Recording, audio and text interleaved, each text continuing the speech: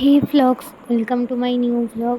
এই দিনটা ছিল আমাদের এঙ্গেজমেন্টের জন্য দুজনেরই পার্লারে যাওয়ার দিন। অনেক দিন ধরেই ভেবে রেখেছিলাম, ঠিক করা ছিল। যাই হোক, আমরা বেরিয়ে পড়ি। ফার্স্টে আমি রাজদীপদের বাড়িতে একটুখানি এসেছিলাম, কিছু কাজ ছিল। তারপর আমি পৌলজার সাথে একটুখানি দেখা করে ওকে একটু আদর করে তারপর আমরা ওখান থেকে আবার বেরিয়ে যাই।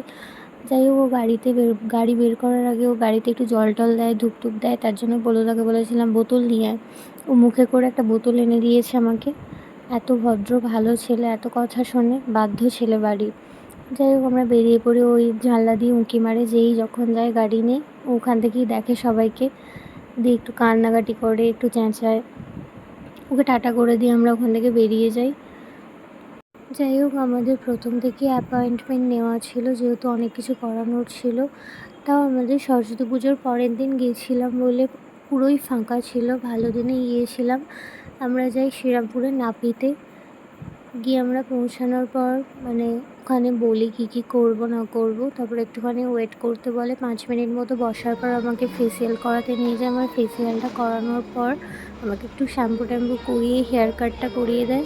আমার যেগুলো সবগুলোই প্রায় ভীষণই পছন্দ হয়েছিল। তারপর আমার পেডিকিওর ম্যানিকিওর করানোর ছিল, তারপর আমাকে পেডিকিওর ম্যানিকিওর করাতে নিয়ে যায়। রাজদীপের হেয়ার কাট হচ্ছিল তখন। তারপরে ওরও ফেসিয়াল করানোর ছিল, ওকে ফেসিয়াল করাতে নিয়ে যায়। আমার তো প্রায় সব কিছু ডান হয়ে যাওয়ার পরেও ওর দেখছি হয়নি। দিয়ে একটু বসেছিলাম, একটু খিদে টিদে পেয়েছিলো বলে ওদের ওখানে ক্যাফে থেকে আমরা স্যান্ডউইচ অর্ডার করি। স্যান্ডউইচের একটা কম্বো ছিল, যেটাতে ফ্রেঞ্চ ফ্রাই, স্যান্ডউইচ আর আই থিঙ্ক কোক ছিল। তারপর আমরা একটুখানি খাওয়া দাওয়া করে ওর ফেসিয়ালটা হয়ে যাওয়ার পর আমার আইব্রো করানোর ছিল, লাস্টে আইব্রো করিয়ে তারপর আমাদের ওখান থেকে যে স্যান্ডউইচ অর্ডার দেওয়া ছিল। রাজদীপের তো ভীষণই খিদে পেয়েছিল, তাই সবগুলো খেয়ে নিয়েছিল, বাট আমি একটা মতো প্রায় খেতে পেরেছিলাম, একটা না দুটো হার্ডলি। বাকিটা পার্সেল করে আমরা ওখান থেকে সব মিটিয়ে বেরিয়ে চলে আসি।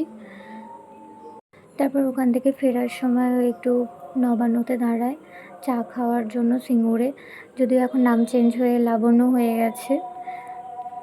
ও ওখান থেকে একটা চা খায়, আমি একটা আইসক্রিম খাই।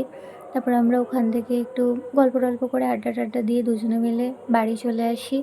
বাড়ি এসে সবাইকে একটু দেখালাম আমি কী করেছি, কেমন লাগছে না লাগছে ও দেখালো। তারপরে আমি একটু বসে বসে, মুডটা অফ ছিল, একটু গান টান শুনছিলাম। তারপরে রেডি হয়ে আমি পৌলদাকে একটু আদর টাদর করে টাটা দিয়ে তারপর আমি বাড়ি চলে আসি। আজকের ব্লগটা এটুকুই, দেখা হচ্ছে আবার নেক্সট কোনো ব্লগে। চলো, বাই।